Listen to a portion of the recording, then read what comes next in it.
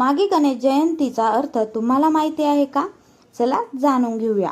मागी गणेश जयंती म्हणजेच बुद्धी, विघ्ननाश आणि इच्छापूर्तीचा दिवस मानला जातो.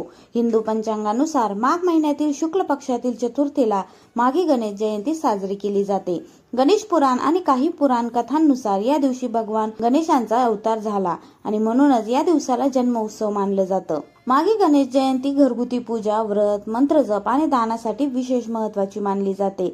असं मानलं जातं की या दिवशी केलेली गणपती बाप्पांची पूजा बुद्धी वाढवते, अडथळे दूर करते आणि नवीन कार्याला शुभ सुरुवात घडवते.